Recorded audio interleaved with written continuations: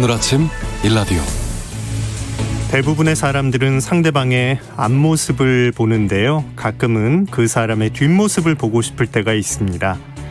앞모습이란 건 보여주기 위해서 매일 최선을 다해 가꾸는데 뒷모습은 마음대로 포장할 수 없으니까 그 사람의 모든 것을 가장 정직하게 볼 수 있을 것 같아서인데요.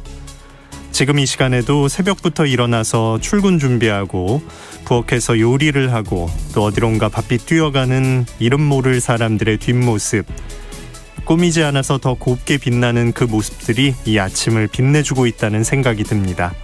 오늘 아침 여러분은 어떤 뒷모습으로 출발하고 계신가요? 8월 4일 수요일 오늘 아침 일라디오 출발합니다. 저는 아나운서 김재홍입니다.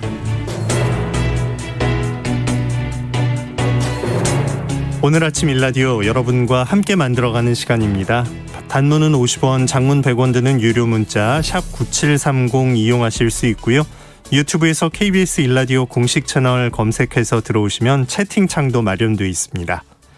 자, 오늘도 퀴즈로 시작하겠습니다. 세상의 모든 농수산물 퀴즈 새농퀴. 정답 맞춰주신 분들 가운데 추첨을 통해서 20분께 농촌진흥청에서 제공하는 웰빙 혼합 잡곡 세트, 모바일 커피 교환권 등의 다양한 선물 드리도록 하겠습니다. 자, 이번 주 퀴즈 세 번째 힌트 지금 나갑니다.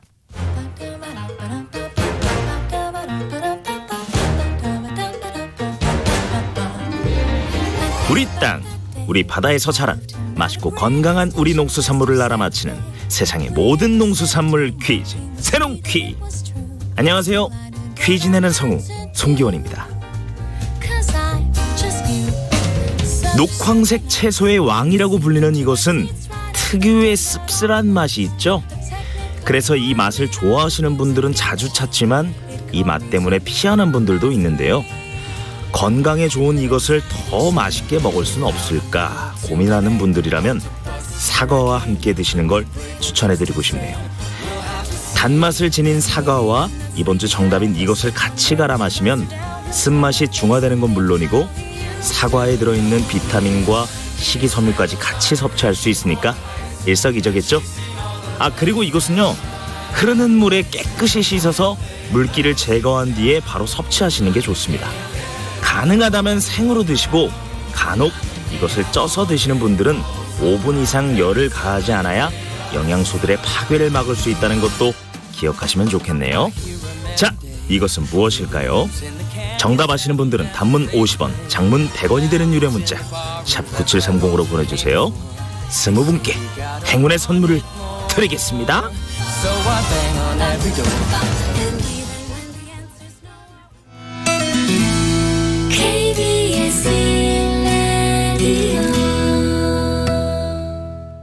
해외 농업 소식 알아봅니다. 조윤주 외신캐스터와 함께합니다. 안녕하십니까? 네, 안녕하세요. 네, 일본이 어패류 사육 실험을 진행하는데 그 물이 이제 원전 오염수 희석한 물에서 키우는 그런 실험이라고요? 네, 맞습니다. 일본이 내년부터 후쿠시마 원전 오염수를 희석해서 그 물에다 어패류를 사육하는 실험을 진행합니다. 일본 정부가 지난 4월 달에 2023년부터 후쿠시마 제1원전 방사능 오염수를 해양으로 방출하겠다고 공식적으로 발표했는데요. NHK 방송에 따르면 후쿠시마 원전 운영사인 도쿄전력이 내년 여름부터 이 바닷물로 희석한 오염수에서 넙치, 광어 등 어류, 그리고 조개류, 해조류를 사육하는 실험을 시작한다고 합니다. 주체가 도쿄전력이네요. 네, 맞습니다. 예. 실험용 오염수에 포함된 방사능 물질, 트리튬 같은 이 농도가 리터당 1,500베크렐 미만으로 낮춘다고 하는데요. 일본 정부 기준치의 40분의 1 정도에 해당한다고 합니다. 도쿄전력은 실험을 통해서 물고기 체내 방사능 물질 농도나 성어가 됐을 때 생존율, 또 아래 부하율 등을 조사한다고 하는데요. 도쿄전력은 이와 함께 오염수 해양 방출 후에도 관련 실험을 계속해서 안전성에 대한 평가를 받겠다는 입장이었는데, 어쨌든 오염수 해양 방출에 대해서 정당성을 부여받기 위해서 어떤 그런 활동을 하는 것으로 보입니다. 네. 일본 정부의 오염수 해양 방출 결정 직후 후쿠시마 지역 어민들은 물론이고 태평양 지역을 접하고 있는 이해 당사국인 우리나라, 중국 등은 강력하게 반발했었습니다. 아무리 바닷물을 희석한다고 해도 125만 톤에 달하는 오염수를 방류하게 되면 이 방사성 물질이 결국 바다로 흘러들어가는 것을 막을 수 없기 때문인데요. 후쿠시마 제1원전에서 지난 2011년 발생한 동일본 대지진 이후 지금까지 하루 평균 180톤의 오염수가 계속해서 발생하고 있습니다. 일본 정부 측은 30년에서 40년에 걸쳐서 누적된 오염수를 다 방출한다는 계획인데요. 오염수 보관 탱크 용량이 2023년 5월 달이 되면 한계에 달할 것으로 관측되고 있습니다. 당초 오염수 보관 탱크가 가득 차는 시기가 2022년 11월 달로 예상이 됐는데요. 도쿄전력은 이걸 늦추기 위해서 지난 5월 달에 총 용량 3만 1,000톤에 달하는 새 탱크 23기를 다시 건설했습니다. 네. 자, 요즘 기후변화 때문에 세계 곳곳이 몸살을 앓고 있는데 농작물 재배지 지도도 달라지고 있다고요? 네, 그렇습니다. 기온이 점점 올라가면서 날씨가 식생을 바꾸는 그런 일이 벌어지고 있는데요.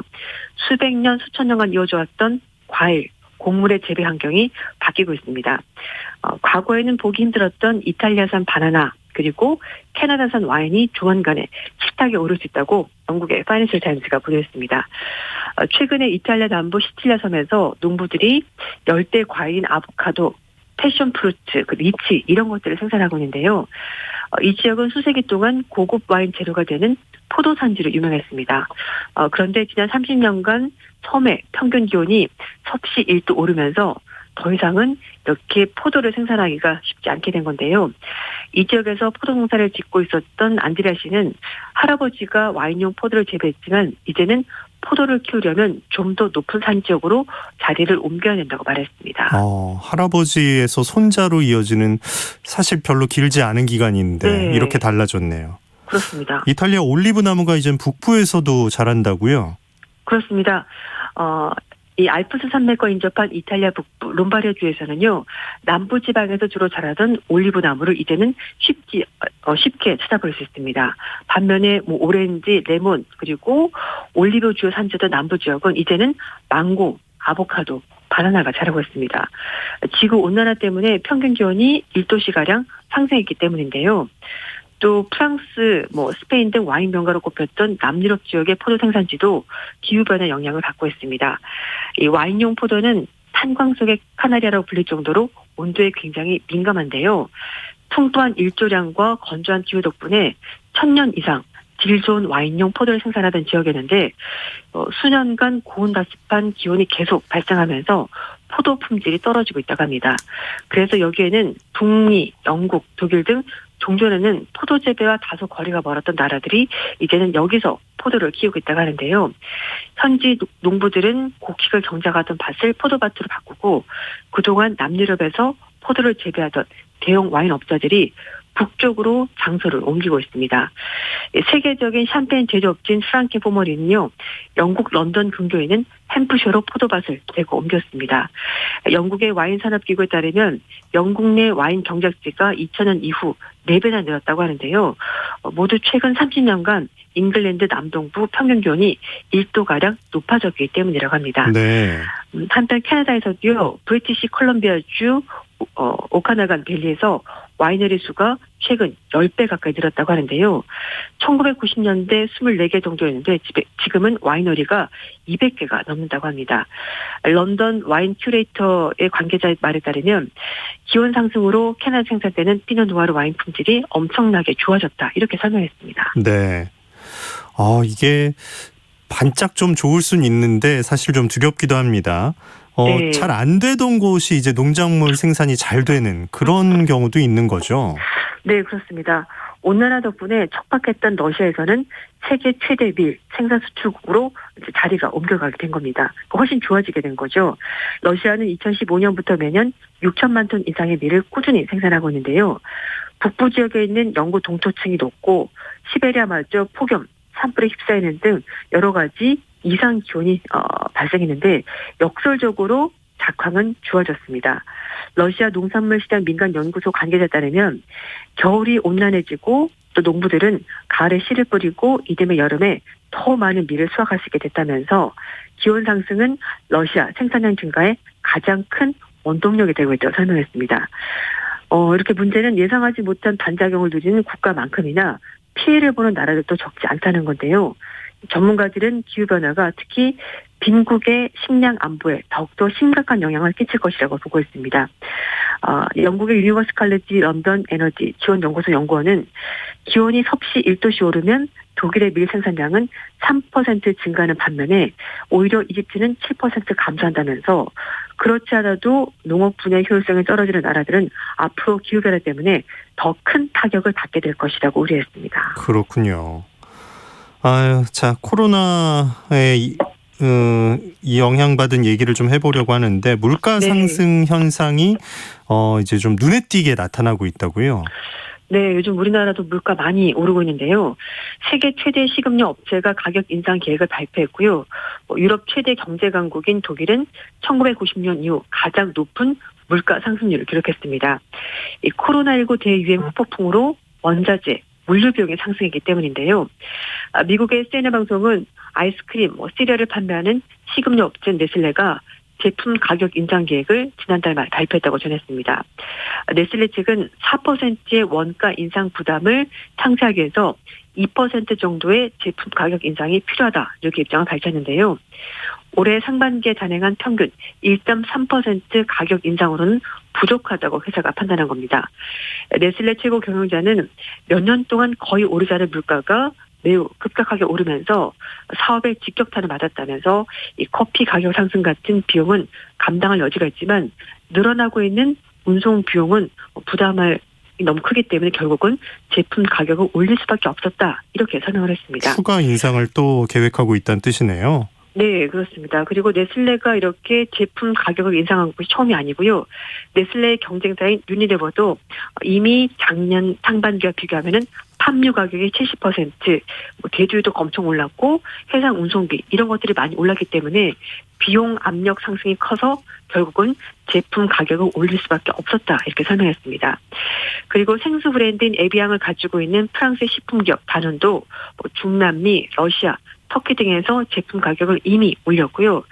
세계 최대 맥주 회사인 아누이즈부시 인베브도 역시 가격 인상을 검토하고 있다고 합니다.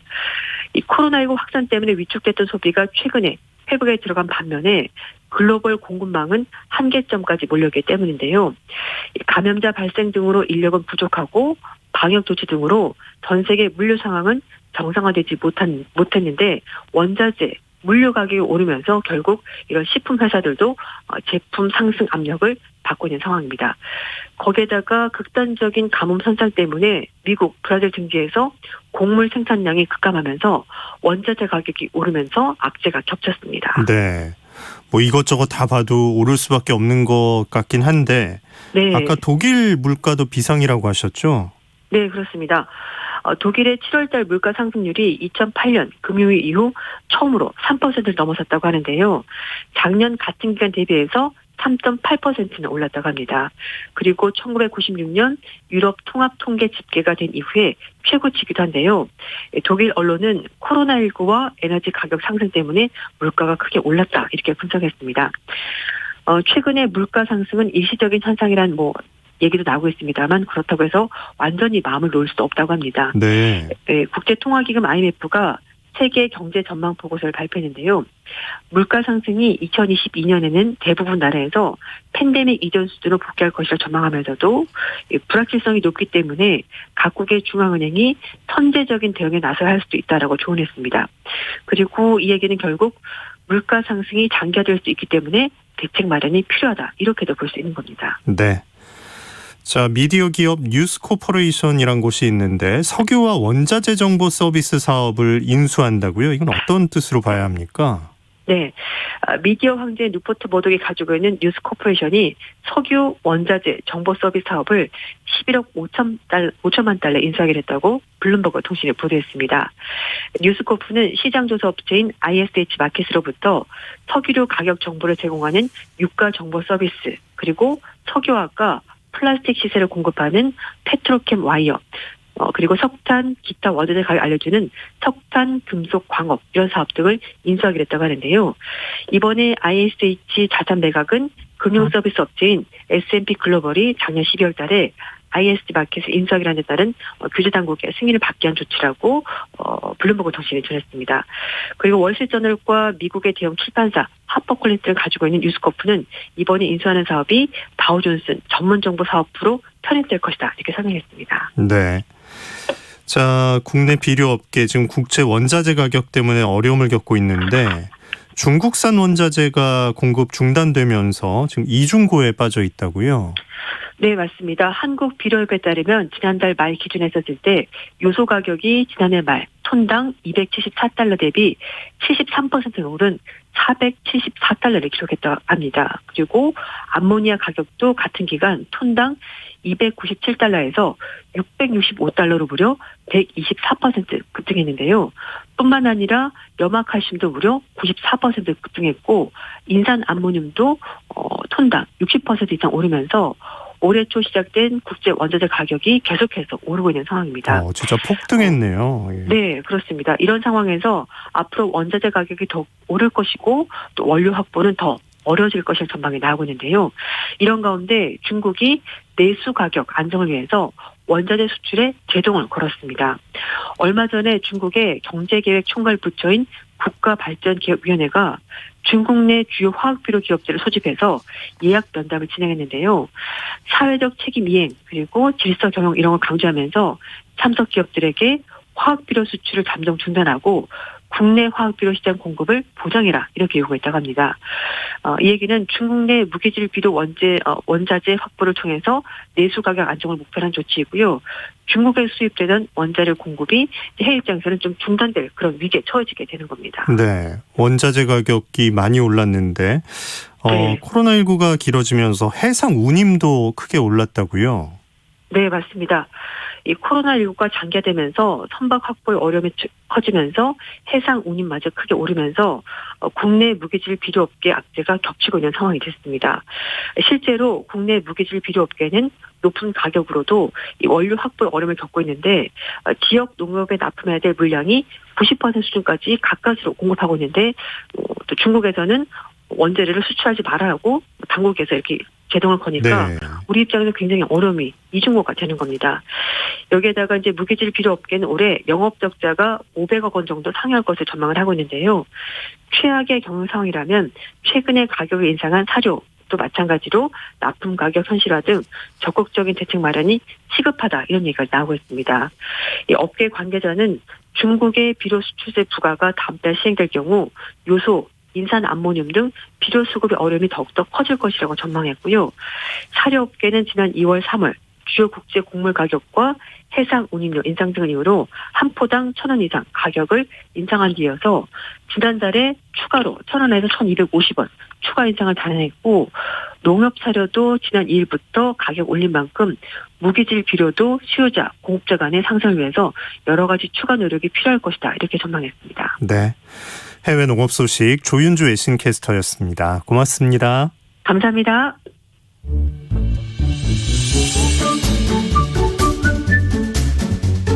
아침을 여는 기분 좋은 습관.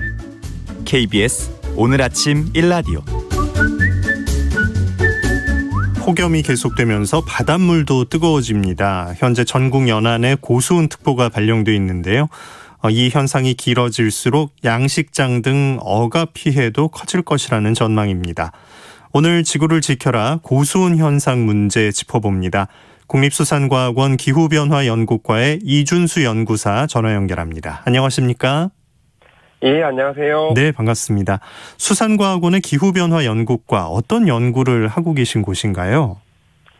예, 저희 해양수산부 국립수산과학원 기후변화연구과는요, 수산 분야 기후변화 대응을 하고 있고요. 그리고 해양 생태계 연구 업무를 총괄을 하고 있습니다.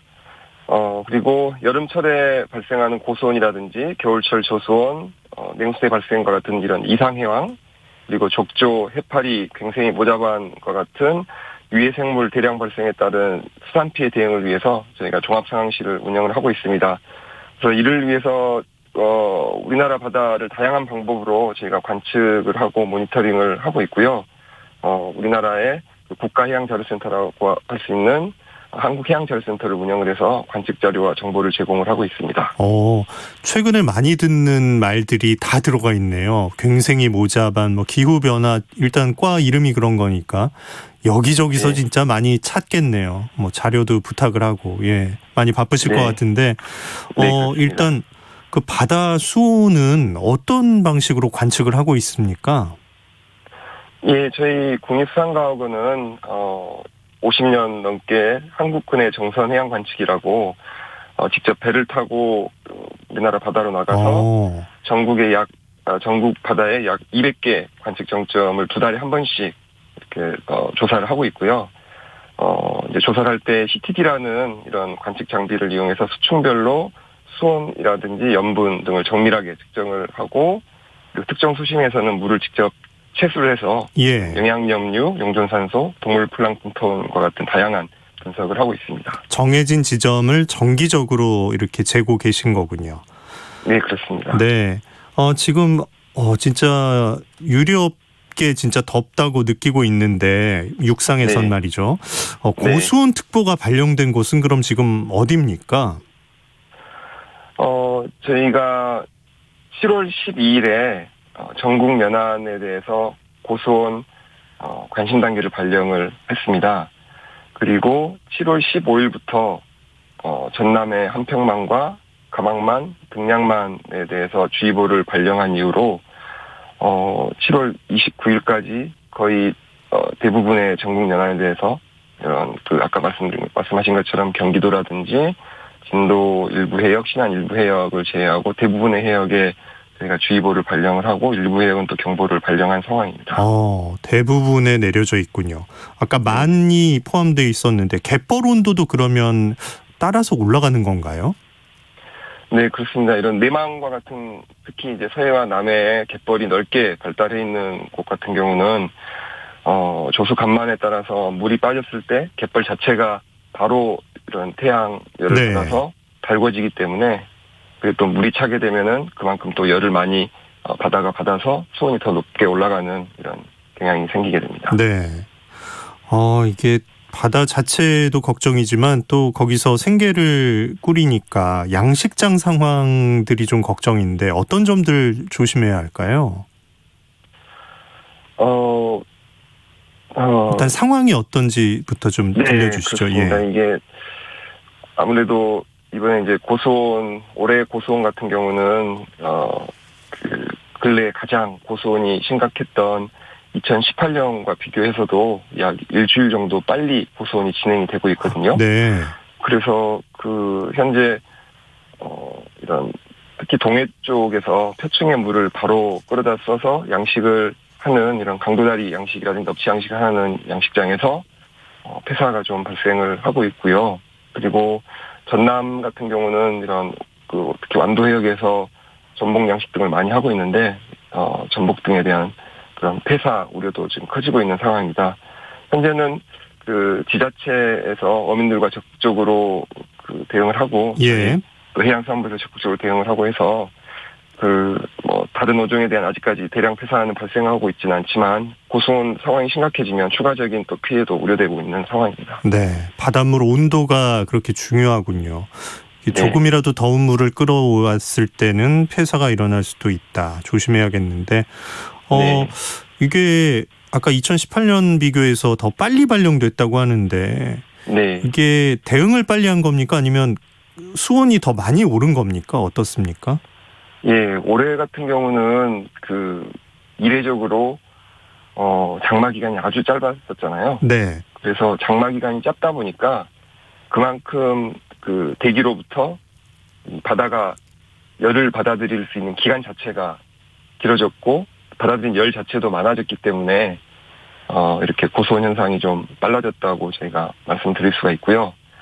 그 밖에도 우리나라의 남해라든지 동해에 영향을 미치는 대만한류와 같은 대만한류라는 이런 큰 해류가 있는데 그 해류의 세기도 예년에 비해서 평년보다 훨씬 더 세기도 강하고 그리고 온도도 높은 그런 상황이기 때문에 여러 가지 상황을 고려를 했을 때 고수온이 발생하기 쉬운 조건이 되어 있다고 말씀드릴 수가 있습니다. 그렇군요. 네. 이렇게 고수온 때문에 양식장 피해를 걱정하는 상황이 이번이 처음은 아니었을 것 같은데요. 네, 그렇습니다.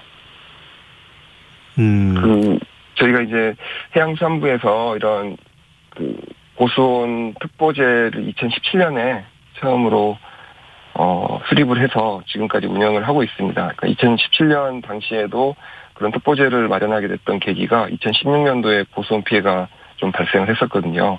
그래서 그 근래에 들어서 특히 최근 10년 정도가 지속적으로 이제 고수온 피해가 발생을 하고 하니까 좀 더 체계적인 대응을 하기 위해서 이런 특보제를 발령을 했고 그 이후에 18년에 거의 최악의 네. 피해가 발생을 했었고 그리고 올해도 또 심각한 상황이라고 말씀드릴 수가 있습니다. 네.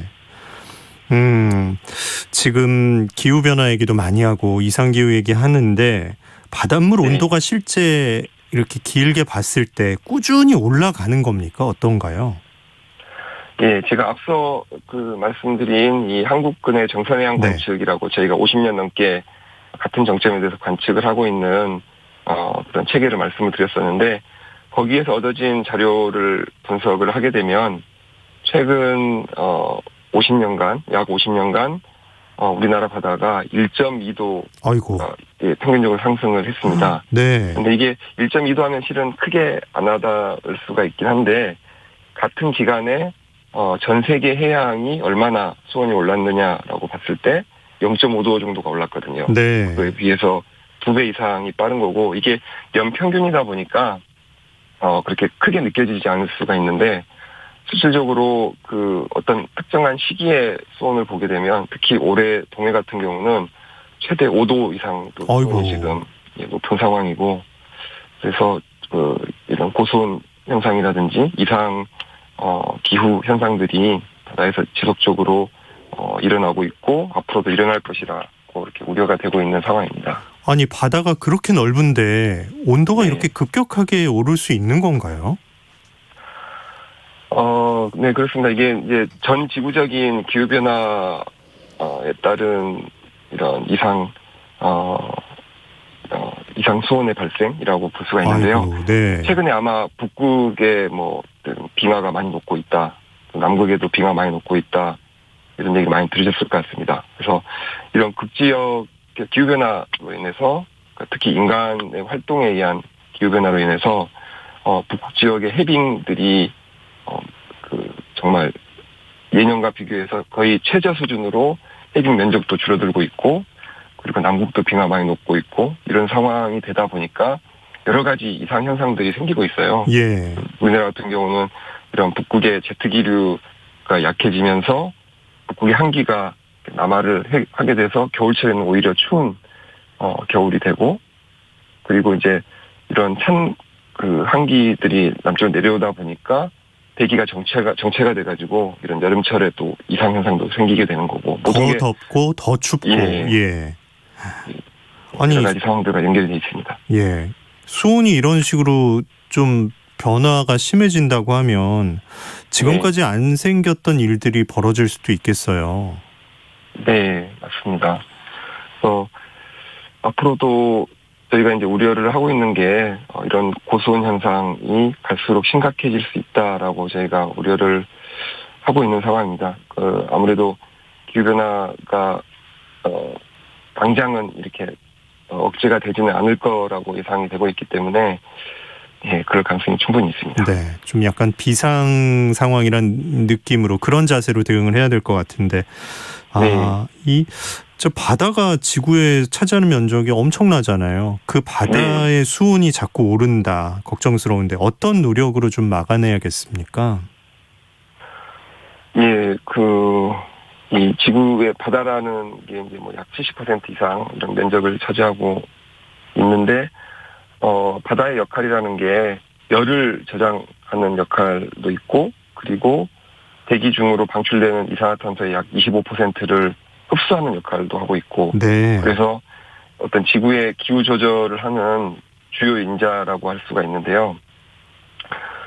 이렇게 그 기후 변화에 따라서 그런 바다가 점점 뜨거워지는 현상이 앞으로도 지속적으로 발생을 하게 될 것으로 우려가 되고 있고, 그리고 고수온 우리나라 바다에서의 특히 연안과 내만에 발생하는 고수온도 자주 발생할 것이라고 우려가 되고 있기 때문에 예. 저희 해양수산부에서는 특히 저희 국립수산과학원에서는 이렇게 전국 연안에 대해서 약 140여 개의 수온 관측소를 저희가 직접 운영하거나 또는 다른 지자체라든지 기상청에서 운영하고 있는 자료들 연계를 해가지고 실시간으로 그런 수온 정보를 바로 제공을 해서 대응을 할 수 있도록 하는 상황이고요. 그렇게 노력을 하고 있고, 네. 그 밖에도 인공위성 관측을 해서 그 해표면의 수온을 실시간으로 바로 받아서 대응을 할 수 있도록 노력을 하고 있고, 그리고 이상수온 예측 시스템이라는 걸 개발을 해서 수치 모델이라든지 그리고 인공지능 같은 이런 최신 기술들을 이용을 해서 바다의 수온 변화를 예측하기 위해서 저희가 노력을 하고 있습니다.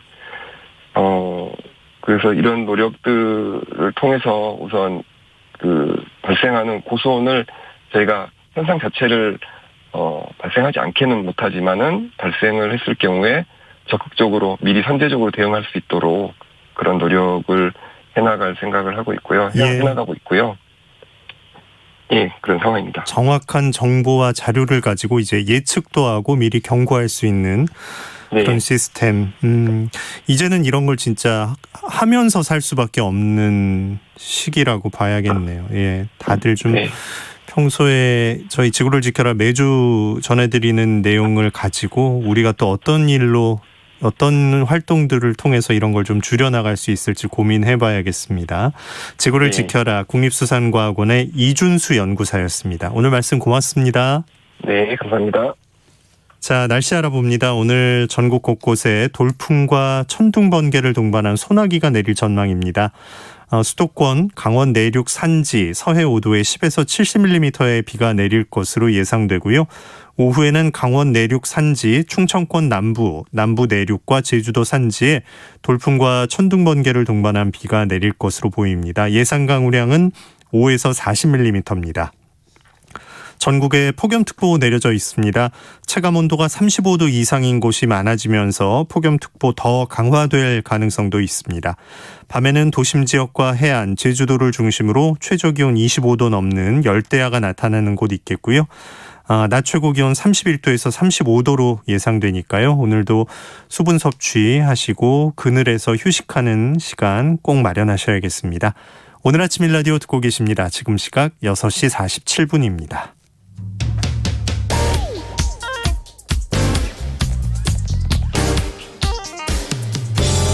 오늘 아침 뉴스 브리핑 정상근 기자와 함께합니다. 안녕하십니까? 안녕하십니까? 네, 코로나19 델타 변이의 변이인 델타 플러스 바이러스라는 게 국내에서 검출됐다고요?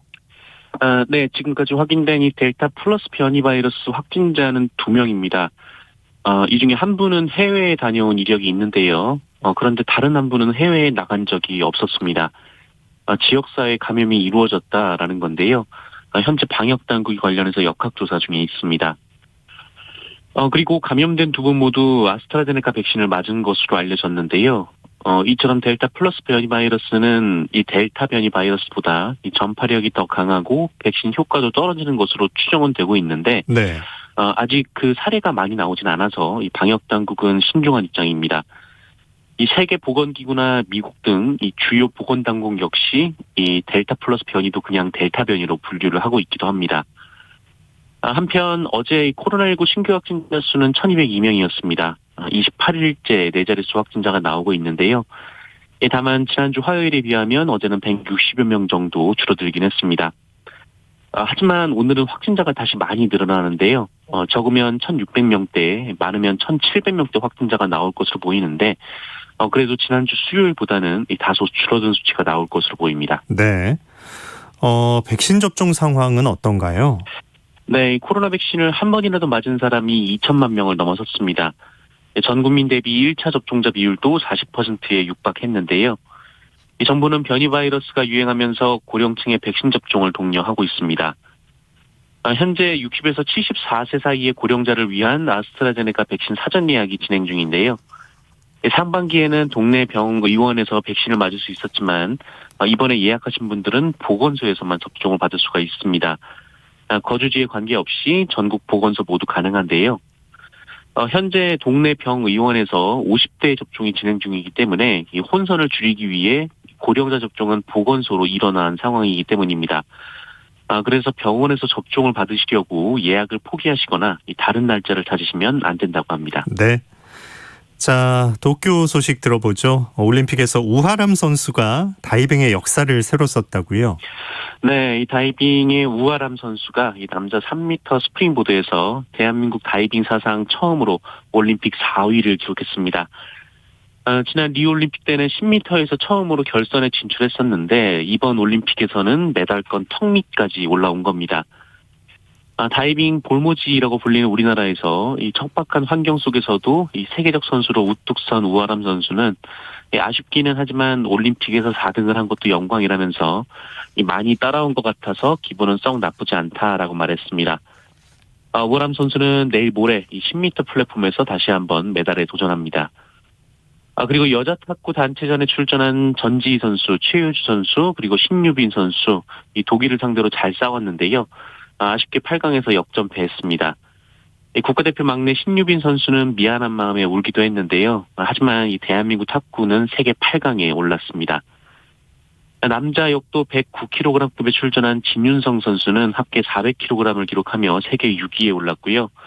레슬링 남자 그레코로만형 67kg에 출전한 류한수 선수는 16강까지 도달했습니다. 그리고 오늘은 야구 한일전이 열립니다. 오늘 오후 7시인데요. 선발은 고영표 선수가 올라오고요. 일본은 개막전에서 6이닝 무실점 투구를 펼쳤던 에이스 야마모토 선수가 올라옵니다. 그리고 오후 5시부터는 여자 핸드볼 8강전이 스웨덴과 치러지고요. 남자 탁구는 중국과 오후 2시 30분에 준결승을 치릅니다. 그리고 여자 배구는 잠시 후인 오전 9시부터 터키를 상대로 치러집니다. 네. 자, 민주당 대선 경선 과정 조금 격해지는 상황이 있었다고요? 네, 이재명 경기도지사 측이 어제 이낙연 전 더불어민주당 대표 측의 캠프 수석 대변인을 맡고 있는 오영훈 의원을 허위사실 유포 혐의로 중앙당 선거관리위원회에 신고했습니다. 이재명 지사 측은 오영훈 의원이 경기도의 예산을 이용해 선거운동에 참여한 것처럼 주장했다면서 이것은 허위사실이라고 격앙된 반응을 보였습니다. 네. 그러자 이낙연 전 대표 측에서도 어제 대변인을 6명이나 임명을 했는데 이재명 지사에 대한 총공세를 가할 것으로 예상이 되고 있습니다. 한편 어제는 이재명 지사의 음주운전 전력에 대한 논란이 이어졌는데요.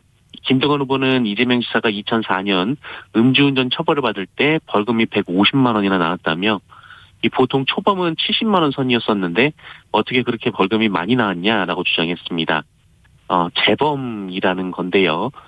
그러면서 100만 원 이하 과태료 처벌 내역도 공개하자 이렇게 주장을 했습니다. 이에 이재명 지사 측은 음주운전은 과거 논란이 됐고 잘못했다고 수차례 사과한 사안이다라면서 음주운전 추가 전력은 없는데 아니면 말고식의 흑색선전을 하고 있다라고 반박했습니다. 네. 이 지사는 기본주택 정책을 발표하기도 했죠? 네, 이재명 지사는 임기 내 250만 호 이상의 주택을 공급하고 이 중에 100만 호 이상을 기본주택으로 공급하겠다라고 공약했습니다.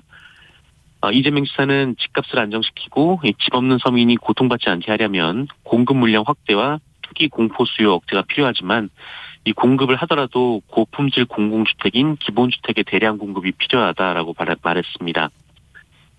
기본주택은 무주택자 누구나 이 건설 원가 수준의 저렴한 임대료로 역세권 등의 좋은 위치의 고품질 주택에서 30년 이상 살 수 있도록 공급하는 공공주택 개념인데요.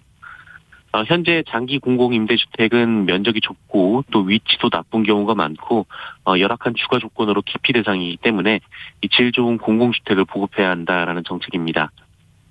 이재명 후보는 또한 이 토지거래세를 줄이고 0.17%에 불과한 식료보유세를 1% 선까지 점차 늘려야 한다라면서 국토보유세 도입 구상을 제시하기도 했는데요. 그 세수 전액은 국민에게 기본소득으로 지급한다라는 구상을 밝혔습니다. 네. 아니 10대 청소년들이 차를 훔쳐서 시내 도로를 달렸다고요? 네, 지난주 토요일이었는데요. 이 서울 구로동에서 중학생 2명이 그 훔친 차를 보고 달아나다가 경찰에 붙잡혔습니다. 새벽 3시쯤에 영등포구에서 주차된 차를 훔쳐서 16시간이나 차를 몰았는데요. 이를 막으려는 경찰관이 차에 매달려 있는데도 이 중학생들은 차량을 앞으로 몰기도 했습니다. 그런데 이 학생들의 범행이 이날이 처음이 아니었습니다. 중학생 2명과 초등학생 1명 일당이었는데 이 중 2명은 지난달 27일에도 서울 시내에서 차를 훔쳤고 또 은평구에서도 차를 훔쳤습니다. 이렇게 2차례나 걸렸지만 범행은 멈추지 않다가 토요일에 또 걸린 건데요. 경찰은 긴급 동행영장 신청을 검토 중입니다. 그렇다면 14살 미만이더라도 보호 처분을 할 수 있습니다. 네, 뉴스브리핑 정상근 기자였습니다. 고맙습니다. 고맙습니다. 자, 0815님, 더위 때문에 이른 아침에 일을 시작했는데요. 그래도 후덥지근하고 땀이 나네요. 오늘도 새롭게 출발해봅니다. 라고 인사해 주셨습니다. 고맙습니다. 자, 오늘 아침 일라디오 수요일 순서였습니다. 아나운서 김재홍이었습니다. 오늘 건강한 하루 보내시기 바랍니다. 고맙습니다.